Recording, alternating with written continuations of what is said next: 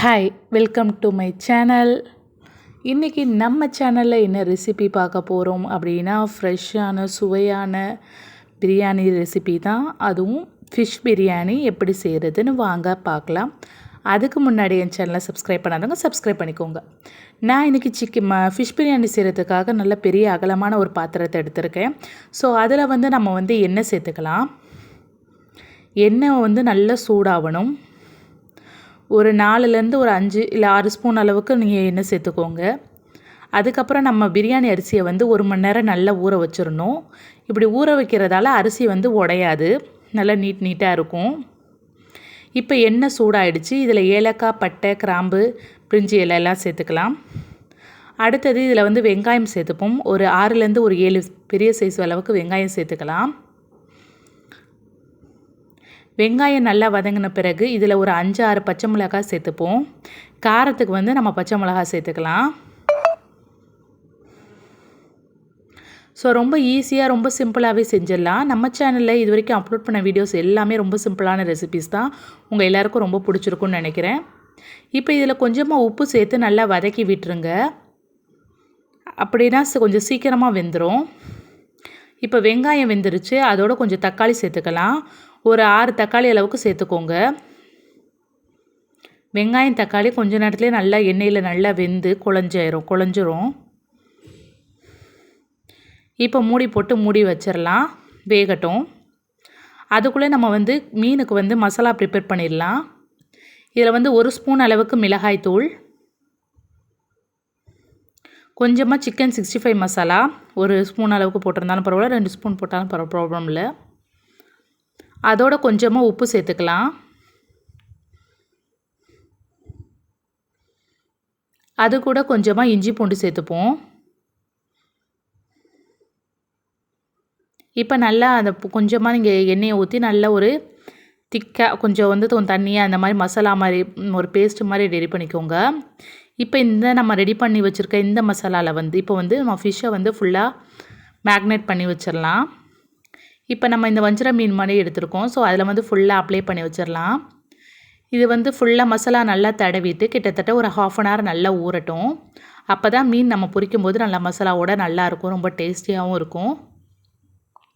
So ரொம்ப சிம்பிளாகவே செஞ்சிடலாம். நம்ம சேனலில் இது வரைக்கும் அப்லோட் பண்ண எல்லா வீடியோஸுமே ரொம்ப ஈஸியான ரெசிபீஸ் தான் அது.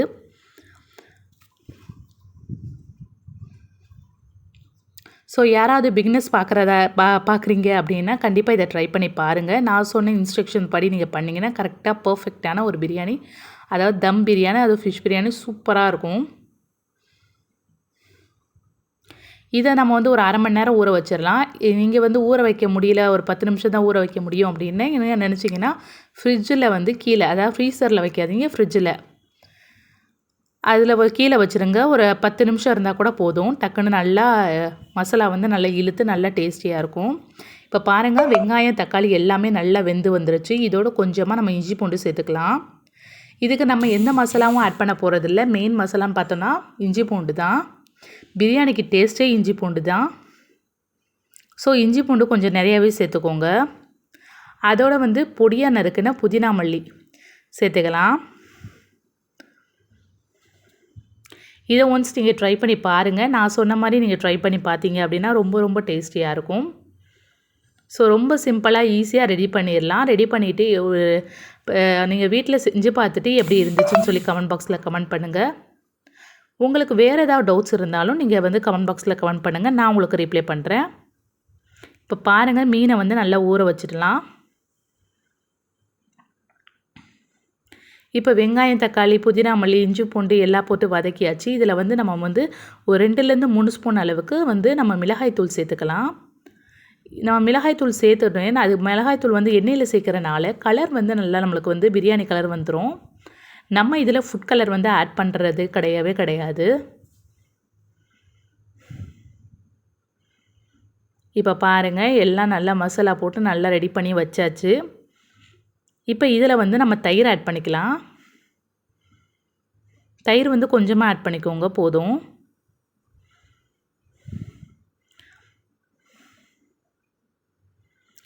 ரொம்ப சிம்பிளாக செஞ்சிடலாம்.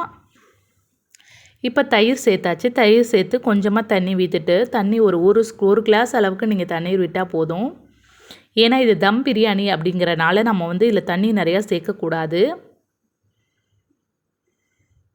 இப்போ பாருங்கள், நல்ல தயிர் ஊற்றுனோன்னே இலக்கம் கொடுக்குது.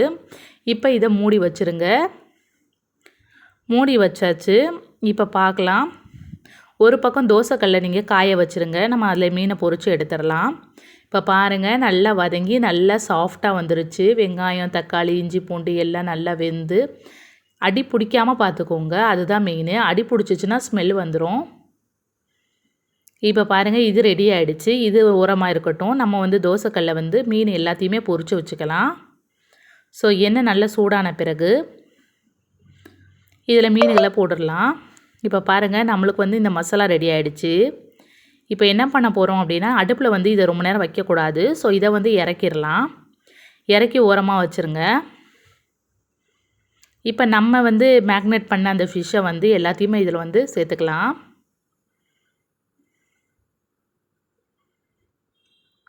எல்லா மீனையும் நம்ம பொரித்து எடுத்துக்கலாம். நான் ஒரு தோசைக்கல்லை வச்சுருக்கனால நான் எல்லா மீனையும் ஒரே இதில் வந்து போட்டுருவேன்.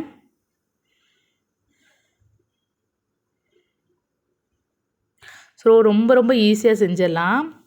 நிறைய பேர் என்னுடைய வீடியோஸ்லாம் பார்க்குறீங்க, நிறைய கமெண்ட் பண்ணுறீங்க. ஸோ பண்ணுறீங்க ஓகே, பட் ஆனால் இன்னும் சேனல் சப்ஸ்கிரைப் பண்ணாமல் இருக்கீங்க. சப்ஸ்கிரைப் பண்ணாமல் பார்த்துட்ருக்கீங்க. ஸோ நீங்கள் வந்து சப்ஸ்கிரைப் பண்ணிங்க அப்படின்னா தான் நான் போகிற வீடியோஸ் வந்து உங்களுக்கு வந்து நோட்டிஃபிகேஷனில் வரும்.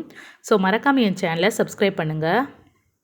நிறைய பேர் என் சேனலுக்கு இன்னும் நிறைய பேர் ஆதரவு கொடுத்துட்டு வரீங்க. ரொம்ப ரொம்ப நான் உங்களுக்கு வந்து ரொம்ப தேங்க் பண்ணிக்கிறேன். இப்போ பாருங்கள், மீனும் நல்லா கொதிச்சிட்ருக்கு. இந்த கிரேவியும் நான் பாருங்கள், நான் தண்ணி விற்று கொஞ்சமாக இது பண்ணி விட்டேன். கொஞ்சம் நேரத்துலேயே நல்லா இதாகிடுச்சு. நான் இந்த செம்பில் அளவுக்கு, அதாவது ஒரு கிளாஸ் முள்ள 1.5 கிளாஸ் அளவுக்கு தண்ணி சேர்த்துருக்கேன். ஏன்னா தம் பிரியாணி அப்படின்றனால. இப்போ பாருங்கள், அரிசியை கழுவி நான் வந்து அடுப்பில் வச்சாச்சு. இது வந்து வடித்து கொட்ட போகிறோம். இப்போ பாருங்கள், அரிசியை நம்ம சேர்த்தாச்சு. அரிசி ஒரு பக்கட்டும் கொதிச்சுக்கிட்டு இருக்கட்டும். இன்னொரு பக்கம் மீன் வந்து நம்ம பொரித்து வச்சிடலாம். ஸோ நான் அந்த மசாலா வந்து ரெடி பண்ணதை கீழே வச்சுட்டேன். இப்போ மீனெல்லாம் நல்லா பொரிஞ்சிருச்சு. தம் பிரியாணியாக இருக்கிறனால நம்ம 1 கிளாஸ் இல்லை 1.5 கிளாஸ் அளவுக்கு தான் நம்ம தண்ணி சேர்த்துக்கணும். அதுவும் அந்த மசாலாவில் வந்து. ஏன்னா நம்ம வடித்து கொட்டுறதால வந்து நம்ம தண்ணி அதிகமாக சேர்க்கக்கூடாது, சோறு குழஞ்சிரும். இப்போ பாருங்கள், மீன் நல்லா பொரிஞ்சிருச்சு. இப்போ வந்து இந்த மீனை வந்து நம்ம ரெடி பண்ணி வச்சுருக்கிற அந்த கிரேவியில் வந்து ஆட் பண்ணிக்கலாம்.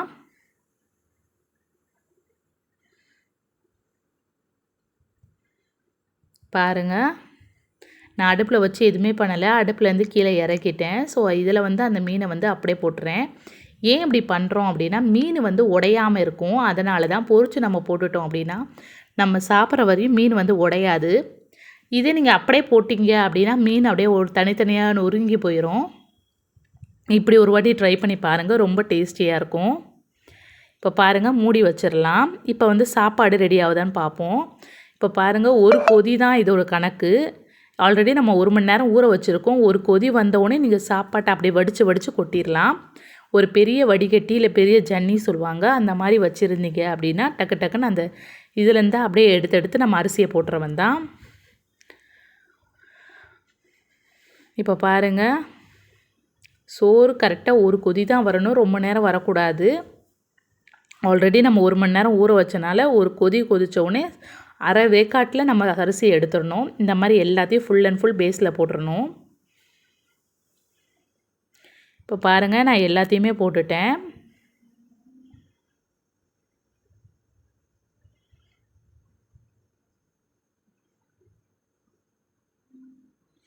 ஸோ ஆவி பறக்கிறனால அதோடைய அந்த புகை வந்து அப்படியே ஃபுல்லாக அதில் வந்து இதாகிடுச்சு.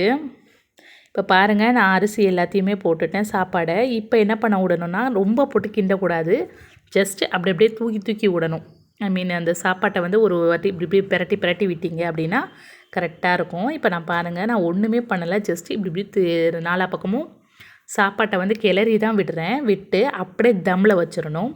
தம்மில் வச்சிட்டோம் அப்படின்னா சூப்பராக ரெடி ஆயிரும். பாருங்கள், கீழே தோசைக்கல் வச்சுக்கோங்க, மேலே அந்த நம்ம சாப்பாடு இது. அதுக்கு மேலே வந்து ஒரு தண்ணி, நம்ம அந்த சாப்பாடு செஞ்ச அது வடித்த தண்ணியே போதும் நம்மளுக்கு. போட்டு மூடி கொஞ்ச நேரம் ஒரு 1/2 அன் ஹவர் வச்சுருங்க. அந்த ஈரப்பதத்தில் நம்ம ஆல்ரெடி தண்ணி ஊற்றிருக்கோம்ல, அந்த ஈரப்பதத்துலேயே நல்லா ரெடி ஆயிரும்.